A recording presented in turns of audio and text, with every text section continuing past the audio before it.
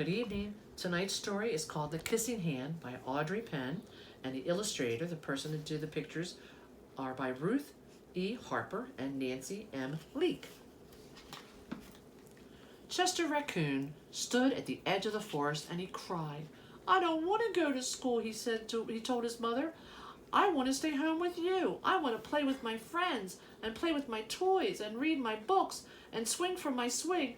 Please, may I stay home with you?" Mrs. Raccoon took Chester by the hand and nuzzled him on the ear. "Sometimes we all have to do things we don't want to do," she told him gently, "even if they seem strange and scary at first. But you will love school once you start. You'll make new friends and play with new toys, read new books and swing on new swings. Besides," she added, "I know a wonderful secret that will make your nights at school seem as warm and cozy as your days at home." Chester wiped away his tears and looked interested. "A secret? What kind of a secret?" "A very old secret," said Mrs. Raccoon. "I learned it from my mother, and she learned it from hers.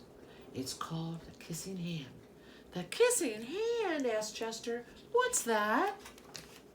"I'll show you." Mrs. Raccoon took Chester's left hand and she spread it open with his tiny fingers into a fan. Leaning forward, she kissed Chester right in the middle of his palm.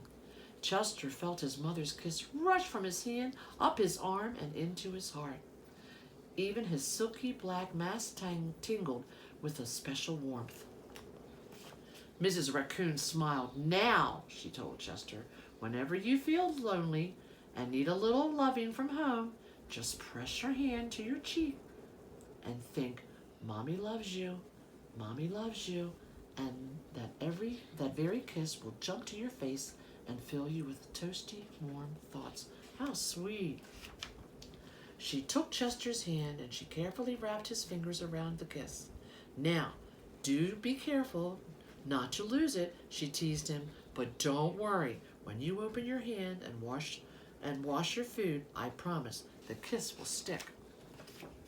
Chester loved his kissing hand, and now he knew his mother's love would go with him wherever he went, even to school.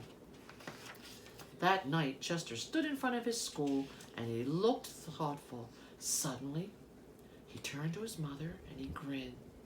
"Give me your hand," he told her. Chester took his mother's hand in his own and unfolded her large, familiar fingers in a fan. Next, he leaned forward and he kissed the center of her hand. "Now you have a kissing hand too," he told her. And with a gentle goodbye and a "I love you," Chester turned and he danced away. Mrs. Raccoon watched Chester scamper across the tree limb and enter school, and as the hoot owl rang the new school year, she pressed her left hand to her cheek and smiled. The warmth of Chester's kiss filled her heart with special words. "Chester loves you." It sang, "Chester loves you." And there he is in school. And that, my friends, "I love you," is the end of our story.